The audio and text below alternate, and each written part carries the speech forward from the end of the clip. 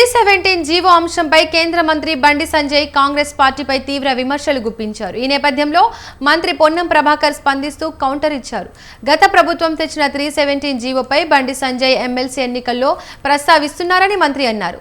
317 GO sub committee సభ్యుడిగా ఇప్పటికే spouse కేసులు గాని హెల్త్ మ్యూచువల్ కి సంబంధించిన వారిని ట్రాన్స్ఫర్ చేసినట్లు స్పష్టం చేశారు.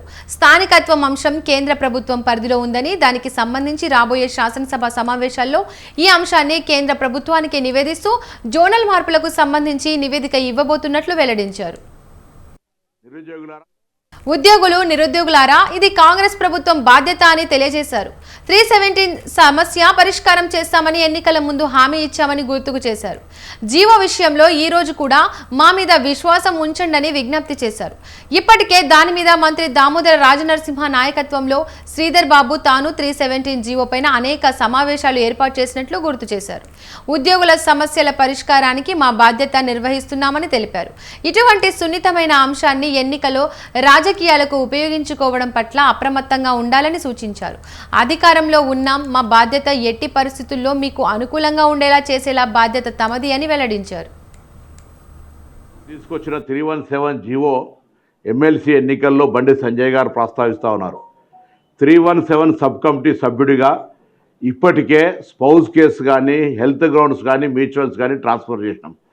స్థానికత్వము కేంద్ర ప్రభుత్వంకు సంబంధించినటువంటి అంశంలో ఉంది.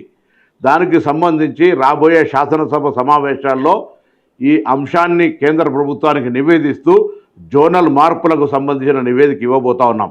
నిరుద్యోగులారా, ఇది తప్పకుండా కాంగ్రెస్ పార్టీ ప్రభుత్వం చేసే బాధ్యత. మీకు ఎన్నికలకు ముందు హామీ ఇచ్చడం 317 సమస్య పరిష్కరిస్తామని. ఈరోజు కూడా మా మీద విశ్వాసం ఉంచండి. ఇప్పటికే దాని మీద దామోదర రాజనరసింహ గారి నాయకత్వంలో శ్రీధర్ బాబు గారు, నేను 317 కమిటీ ద్వారా అనేక సమావేశాలు ఏర్పరచుకొని మీ సమస్యల పరిష్కారానికి, ఉద్యోగుల సమస్యల పరిష్కారానికి మా బాధ్యత నిర్వహిస్తూ ఉన్నాం. కాబట్టి ఇటువంటి అంశాన్ని, సున్నితమైన అంశాన్ని ఎన్నికల్లో రాజకీయాలకు ఉపయోగించుకునేటువంటి పట్ల అప్రమత్తంగా ఉండండి. ప్రభుత్వం అధికారంలో ఉన్నాం, మా బాధ్యత తప్పకుండా దీన్ని ఎట్టి పరిస్థితుల్లో మీకు అనుకూలంగా, మీకు సమస్య లేకుండా చేసే బాధ్యత మాది అనే మాట ఈ సందర్భంగా గమనించాలని మీ అందరికీ